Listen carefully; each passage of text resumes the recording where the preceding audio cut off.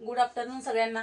बघा, आज आपण बघतोय स्कॉलरशिपचे PYQ, म्हणजे ज्या टाईपचे क्वेश्चन पडलेले स्कॉलरशिपला 2020ला किंवा 2021ला 2022ला ते आपण PYQ बघणार आहोत।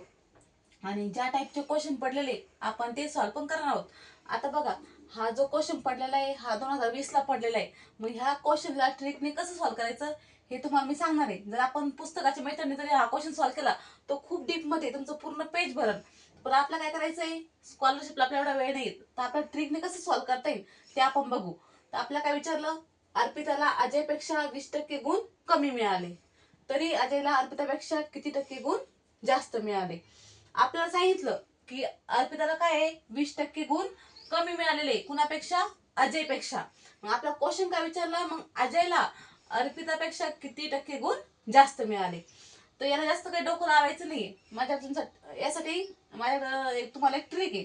तर बघा, ट्रिक काय आहे, काय करायचं, 100 इंटू टक्के, इथे घ्यायचं 100 मायनस टक्के। तर बघा, तुमचा हाच फॉर्म्युला असणार आहे। तुम्हाला फक्त तुम्हाला इथं काय चेंज होऊ शकतो, समजा तुम्हाला इथं कधी विचारलं इथं तुम्हाला 20% गुण कमी मिळाले, आता आपल्या क्वेश्चन मध्ये विचारलेले, तर दुसऱ्या वेळेस काय विचारा, 20% गुण जास्त मिळाले। तर मग काय करायचं, कमी म्हटलं काय करायचं, मायनस करायचं, आणि जास्त म्हटलं काय करायचं, प्लस करायचं। मग इथे आपल्याला विचारलं काय, कमी, इथं आपलं दिलेलं काय, कमी दिलेलं आहे ना, आपल्याला काढायचं काय, जास्त। जेव्हा आपल्याला कमी दिलेलं असतं आणि जास्त काढायचं असतं तेव्हा आपण काय करायचं, मायनसचा फॉर्म्युला घ्यायचा।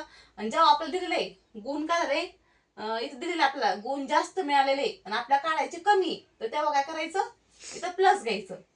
साधं सोपं, काय लक्षात ठेवायचं, जर इथं म्हटलं की 20% गुण कमी तर काय घ्यायचं, मायनस। जर इथं आपल्याला म्हटलं 20% गुण जास्त तर इथं काय घ्यायचं, प्लस घ्यायचं। बघा, मग आपल्याकडे काय 100 इंटू टक्के, मग इथं घ्यायचं 100 इंटू टक्के किती आपल्याकडं 20, मग इथं घ्यायचे 20। इथं काय 100 मायनस टक्के, इथं आपण मायनस का बरं घेतलं, कारण इथं काय म्हटलंय 20% गुण कमी मिळाले, मग कमी मिळाले तर काय घ्यायचं, मायनस। इथं काय मग 100 मायनस 20 करा। मग आता बेक बे किती झिरो आहे, 3 झिरो, म्हणजे 1 2 3, 100 मधून 20 गेलं तर 80, झिरोला झिरो कट।